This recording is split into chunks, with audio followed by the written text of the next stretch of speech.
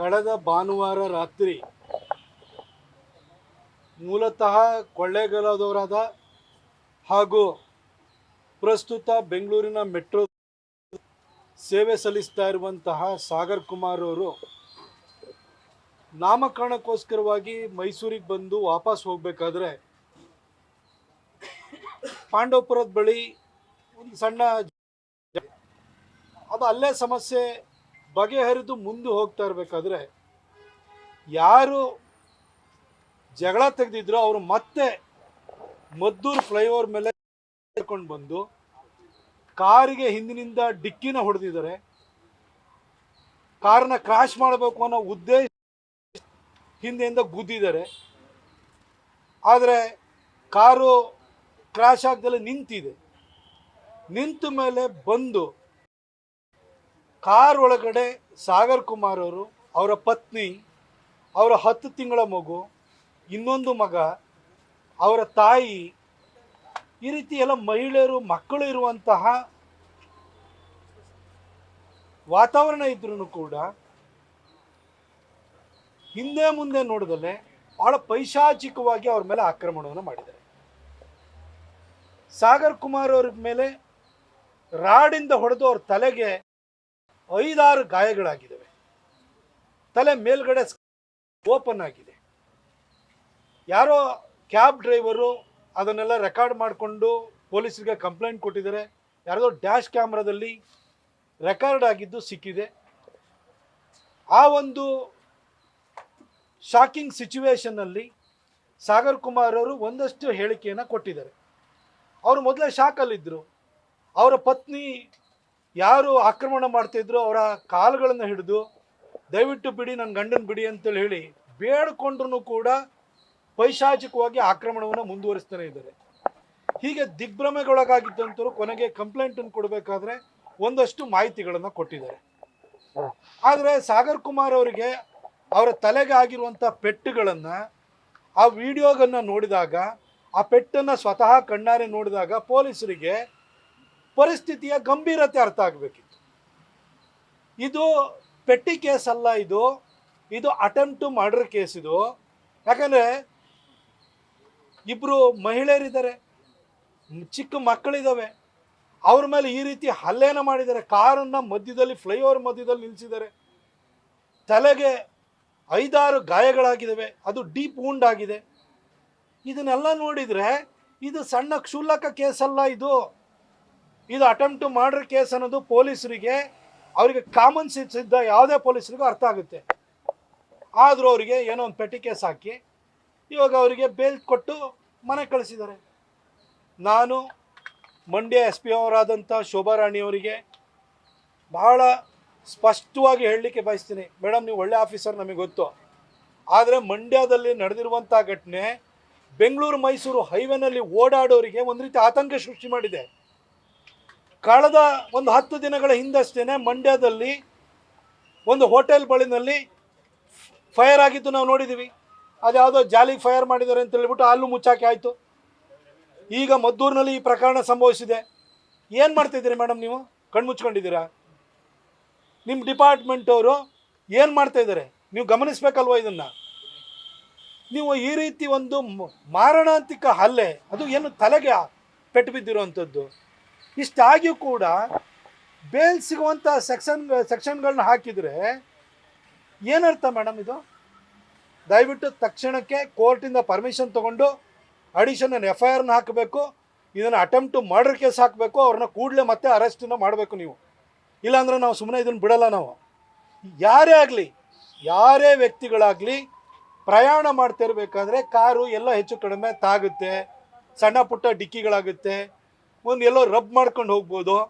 ಆದರೆ ನಿಮಗೆ insurance company bumper to bumper insurance ಕೊಟ್ಟಿರ್ತಾರೆ. ನಿಮ್ಮ ಕಾರಿಗೆ ಗುದ್ದು ಅಂತ ತಿಳ್ಕೊಳ್ಳೆ ನೀವು ಹೊಡೆದು ಯಾರನ್ನ ಬೇಕಾದ್ರೆ ಸಾಯಿಸೋದಕ್ಕೆ ಪರ್ಮಿಷನ್ ಕೊಟ್ಟಿದ್ದೀರಾ? ಕಾನೂನಲ್ಲಿ ಇದಕ್ಕೆ ಅವಕಾಶ ಇದೆಯಾ? ನಾನು ಇಡೀ ಕರ್ನಾಟಕದ ಮಹಾಜನತೆಗೆ ಹೇಳಲಿಕ್ಕೆ ಬಯಸ್ತೀನಿ, ನಿಮ್ಮ ಕಾರಿಗೆ ನೀವೇ ಯಾರಿಗೂ ಗುದ್ಬೋದು, ನಿಮ್ಮ ಕಾರಿಗೆ ಯಾರಾದರೂ ಗುದ್ಬೋದು.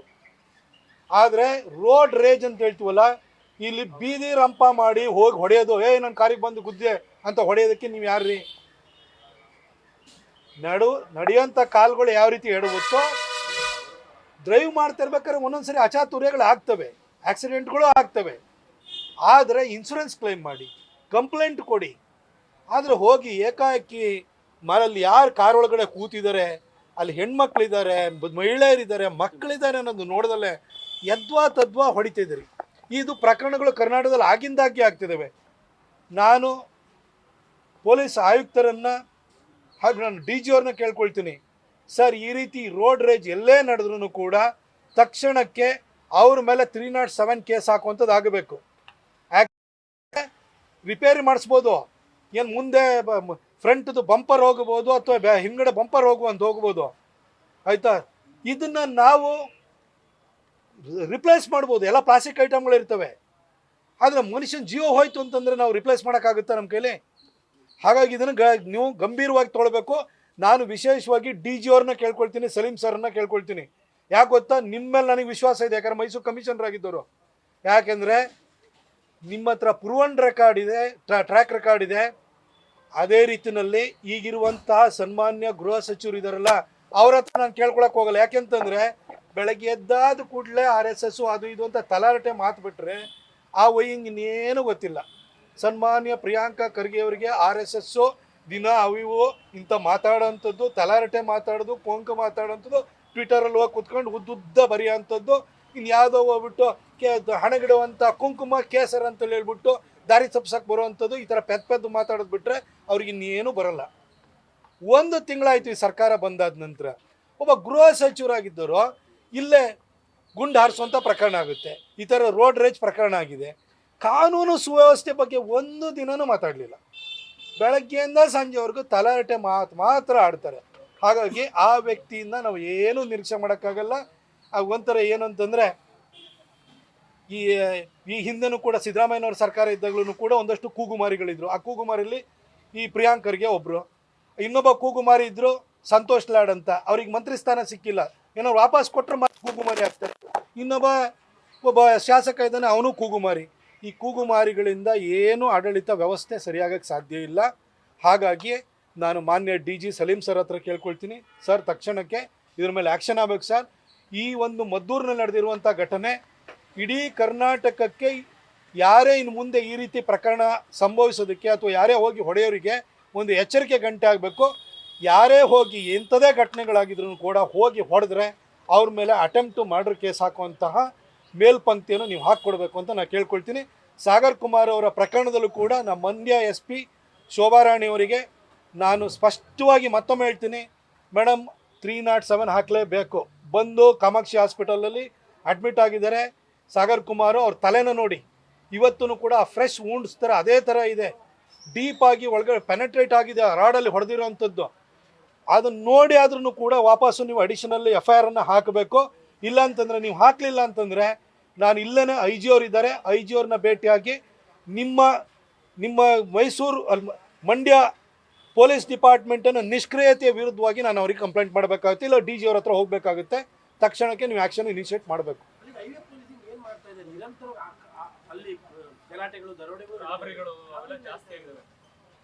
ಮೊದಲು ಈ ಬೆಂಗಳೂರು ಮೈಸೂರು ಹೈವೇನಲ್ಲಿ ರಾತ್ರಿ ಹೋಗಬೇಕಾದ್ರೆ ಯಾರಾದ್ರೂ ಅಲ್ಲಿ ಏನಾದ್ರೂ ಮೂತ್ರ ಮಾಡ್ಲಿಕ್ಕೆ ನಿಲ್ಲಿಸಿದ್ರು ಅಂತಂದರೆ ಅವ್ರ ಕಾರನ್ನು ಹೋಗಿ ಅಡ್ಡ ಹಾಕೋದು, ಅವ್ರ ಹತ್ರ ರಾಬರಿ ಮಾಡೋದು, ಇಂಥದ್ದೆಲ್ಲ ಪ್ರಕರಣಗಳು ಸಂಭವಿಸ್ತಾ ಇದ್ದು.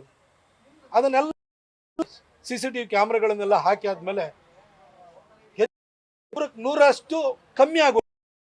ಆದರೆ ಕಳೆದ 1 ತಿಂಗಳಲ್ಲಿ ಮಂಡ್ಯ ಈ ಭಾಗದಲ್ಲಿ ಈ ರೀತಿ ಪ್ರಕರಣಗಳು ಮರುಕಳಿಸ್ತಾನೆ ಇದ್ದಾವೆ.